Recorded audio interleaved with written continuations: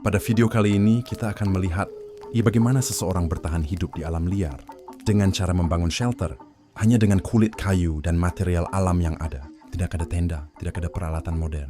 Adanya pengetahuan dan pengalaman bertahan hidup di alam liar. Hal yang pertama dilakukan adalah mencari lokasi yang tepat. Kita bisa lihat dia memilih tempat yang relatif datar, tidak terlalu lembab, dan terlindungi oleh pepohonan yang besar. Ini penting banget, karena lokasi yang salah bisa bikin shelter kebanjiran, kedinginan, atau bahkan bisa roboh.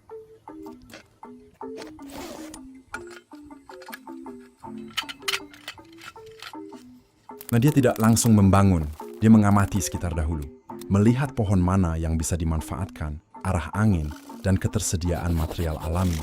Ini menunjukkan kalau survival bukan soal cepat, tapi soal perhitungan dan kesabaran. Setelah itu, dia mulai mengumpulkan kayu. Kayu dipilih karena ringan, cukup kuat, dan yang penting tahan air. Lalu dia mengumpulkan material alami seperti batu untuk dibuat sebagai pondasi shelter.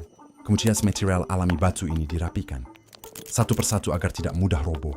Salah satu yang dibutuhkan saat ini adalah kerapian dan pengalaman membangun shelter. Selanjutnya dia mencari batang kayu yang kuat untuk dijadikan rangka utama shelter. Batang kayu ini akan menjadi tulang punggung dari bangunan, jadi benar-benar pilih yang tidak rapuh, pilih yang cukup kuat dan tebal agar bisa menahan beban. Di bagian ini dia langsung menyusun batang kayu dan merapikan bagian pondasi material alaminya juga agar kuat. Di bagian ini kita bisa mulai melihat bentuk shelter akan terbentuk. Batang kayu disenderkan dengan sudut tertentu, membentuk struktur miring seperti lean to shelter. Struktur ini sederhana tapi sangat efektif untuk melindungi dari angin dan hujan. Bagian ini adalah hal yang paling penting. Dilakukan saat berada di alam liar. Menata satu persatu batu agar tidak roboh, karena akan membuat sebuah perapian untuk menghangatkan badan dan untuk memasak.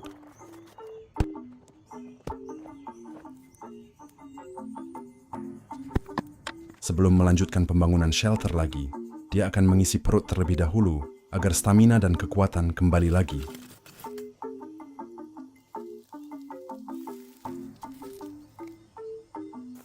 Pada ini bagian yang paling menarik.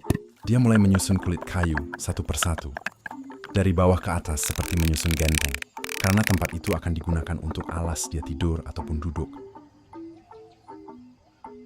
Selanjutnya dia akan mencari pohon lagi yang kuat dan tidak rapuh untuk membuat pondasi tambahan dinding bagian belakang agar kuat dan tidak terkena air saat hujan. Selanjutnya dia mulai menyusun satu persatu material alami yang dia punya di alam sekitar. Tidak lupa dengan menambahkan bebatuan sebagai dinding agar membuat lebih kuat mencegah adanya longsor ataupun air wajib masuk.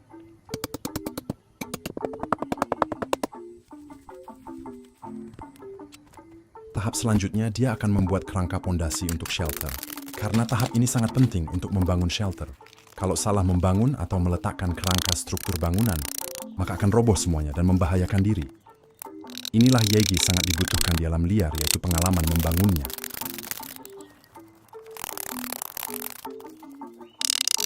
Selanjutnya dia akan mencari kulit kayu yang tebal dan tahan air karena akan digunakan sebagai pintu.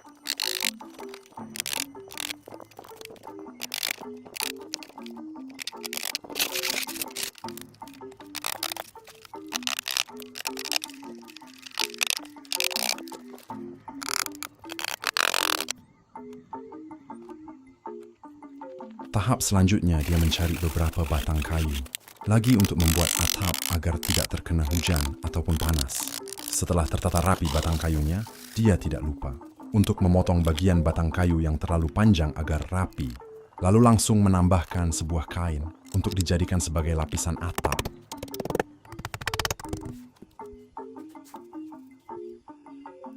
Sekarang waktunya membuat dinding untuk shelter agar terlindungi dari angin dan hewan yang masuk.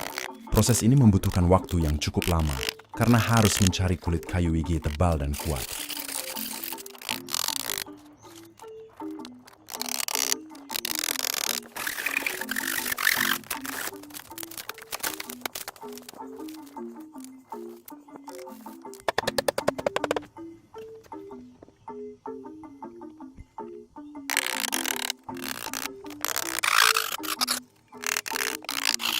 Dia akan membuat sebuah tangga agar mempermudah untuk melakukan aktivitasnya.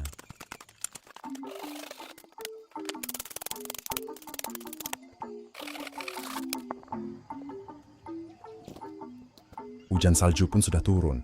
Ini menandakan alam liar. Ini semakin akan menjadi dingin. Karena suhu semakin dingin, maka dia bergegas mencari batang kayu kecil-kecil yang terpotong untuk persediaan api unggun.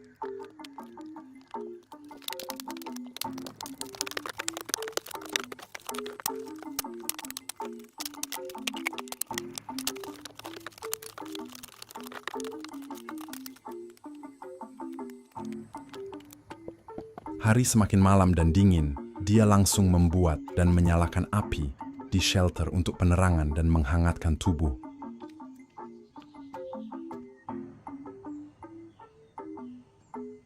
Sebelum beristirahat tenang, dia mengecek suasana di sekitar shelter dahulu.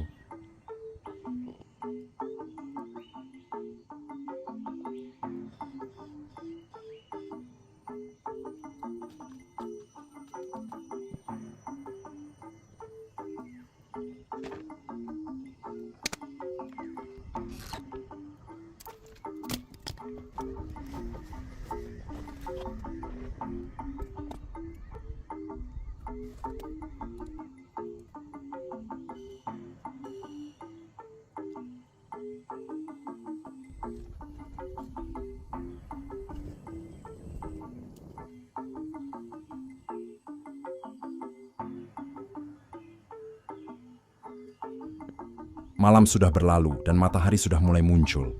Dia akan bangun dan membuat sarapan untuk pagi hari.